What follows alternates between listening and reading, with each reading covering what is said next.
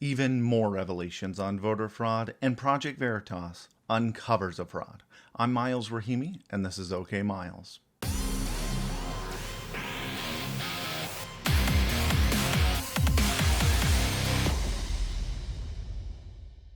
Out of Lansing, Michigan, shocking testimony was given from an IT worker who was subcontracted out to Dominion for assistance during the election. She claims to have witnessed batches of ballots being recounted and recounted as many as 8 to 10 times. So when it puts up that error, when a jam occurs, the correct way to go about it is to discard the whole batch, take the ones that have already been tabulated, put them back into a pile, put the one that jammed on top, and then discard the whole thing, and then rescan them. They were not discarding. So they were just rescanning, counting ballots 8 to 10 times. You have a pile of them, they're putting them through a scanner, and the pile, once it's gone through the scanner, is still fully accessible to the person. Absolutely. What I would like to know is whether there is an audit trail of those errors that occurred when a ballot batch should have been discarded. A federal judge ordered that the voting machines from 3 counties in Georgia not be reset. I would not be surprised if this is what we see in multiple states to allow for a thorough forensic investigation.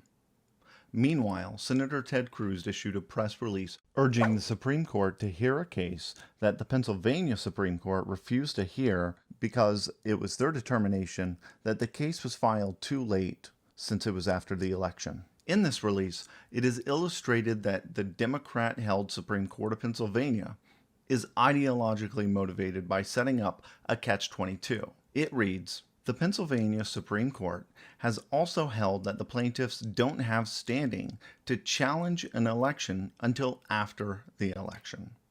Basically, they were too early before and too late after to file an election dispute. Now, I mentioned Project Veritas yesterday and it dropping bombshells on CNN. Those shells had munitions provided by CNN themselves, and they were revealing as to the motives behind their leader, Jeff Zucker. Project Veritas is named after the Roman goddess of truth, and what more truth will you get about CNN and their intent from their own president? Here's what he had to say about President Trump's behavior. And to not normalize what Zucker calls desperate behavior. Does this sound like objective news to you? I think we cannot normalize what has happened here in the last week with Trump and his behavior. This is a president who knows he's losing, who knows he's in trouble, is sick, maybe is on the after effects of steroids or not, I don't know, but he is acting erratically and desperately, and we need to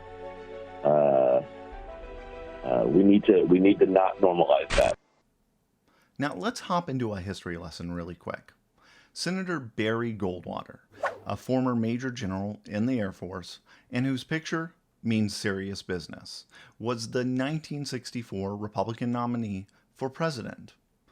Following his acceptance of the Republican nomination, 2 Jeff Zuckers of that time, Ralph Ginsburg and Warren Borison, who attended the Republican National Convention, decided they didn't like Senator Goldwater. So, their magazine published The Unconscious of a Conservative, a special issue on the mind of Barry Goldwater. This slanderous issue had a significant impact on the election and ended up with a court ordering Ginsburg and Borison to pay damages to Goldwater. It also prompted the American Psychiatric Association to create what is known as the Goldwater Rule. It states, "It is unethical for a psychiatrist to offer a professional opinion unless he or she has conducted an examination and has been granted proper authorization for such a statement." Today, when it's revealed that Jeff Zucker is contemplating whether or not President Trump is being mentally affected by medical treatment, it is nothing short of malicious. Once again, it just goes to show why CNN's ratings are next to the Food Network, because they are trying to feed people propaganda. In lighter news, Candace Owens is under fire for her opinion on Harry Styles wearing a dress. Now, let's be honest. Candace Owens would not be under attack if she were on the left. It's because she is a conservative black woman who doesn't fall into the ideological echo chamber that the Democrat narrative has put in place for her. While I will admit I don't care what the hell anyone wears, the girl's entitled to her opinion. We have tomboys, and now it seems that we have hairy girls too. Although, I do prefer Mysterious that Michael Scott was wearing. If you enjoyed today's show, please like and share. Until tomorrow, I'm Miles Rahimi, and this is OK Miles.